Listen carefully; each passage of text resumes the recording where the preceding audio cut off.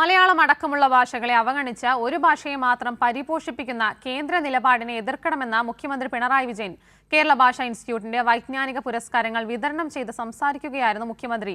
ചടങ്ങിൽ മന്ത്രി സജി ചെറിയാൻ അധ്യക്ഷത വഹിച്ചു. തിരുവനന്തപുരം വയലോപ്പള്ളി സംസ്കൃതി ഭവനിൽ നടന്ന ചടങ്ങ് മുഖ്യമന്ത്രി പിണറായി വിജയൻ ഉദ്ഘാടനം ചെയ്തു.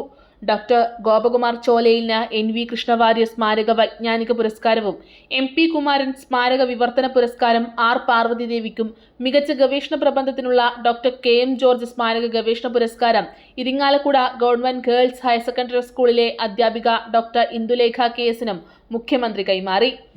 സ്മാരക വൈജ്ഞാനിക പുരസ്കാരം കേരള ഭാഷാ ഇൻസ്റ്റിറ്റ്യൂട്ടിന്റെ ഈ വർഷത്തെ NV കൃഷ്ണവാര്യർ സ്മാരക വൈജ്ഞാനിക പുരസ്കാരം കേരളത്തിലെ പ്രമുഖ കാലാവസ്ഥാ ശാസ്ത്രജ്ഞനായ ഡോക്ടർ ഗോപകുമാർ ചോലയിലിനാണ് ലഭിച്ചിരിക്കുന്നത്. കേരളത്തിലെ അറിയപ്പെടുന്ന മാധ്യമപ്രവർത്തകയും എഴുത്തുകാരിയുമായ R പാർവതി ദേവിക്കാണ് കേരള ഭാഷാ ഇൻസ്റ്റിറ്റ്യൂട്ടിന്റെ ഈ വർഷത്തെ MP കുമാരൻ സ്മാരക വിവർത്തന പുരസ്കാരം ലഭിച്ചിരിക്കുന്നത്.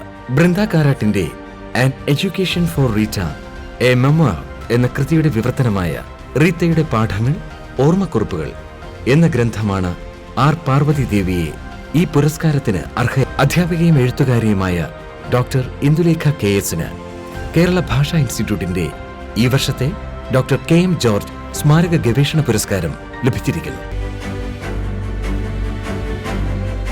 മലയാളം അടക്കമുള്ള ഭാഷകളെ അവഗണിച്ച ഒരു ഭാഷയെ മാത്രം പരിപോഷിപ്പിക്കുന്ന കേന്ദ്ര നിലപാട് എതിർക്കപ്പെടേണ്ടതാണെന്ന് മുഖ്യമന്ത്രി പറഞ്ഞു.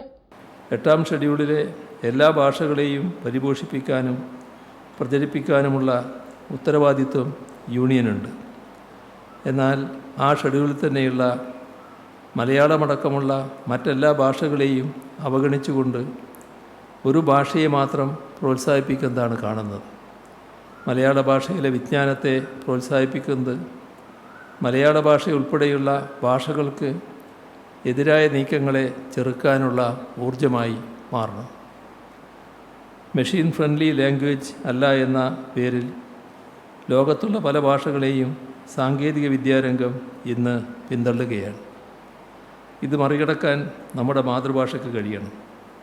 ഉരുകും കാലം, അതിതാപനവും അതിജീവനവും വിവർത്തന കൃതിയായ റീത്തയുടെ പാഠങ്ങൾ, ഓർമ്മക്കുറിപ്പുകൾ, 1975 1985, ശില്പകലയും സാംസ്കാരിക ചരിത്രവും, കേരളത്തിലെ മാതൃകകൾ മുൻനിർത്തിയുള്ള പഠനം എന്നീ കൃതികളാണ് പുരസ്കാരത്തിന് അർഹമായത്.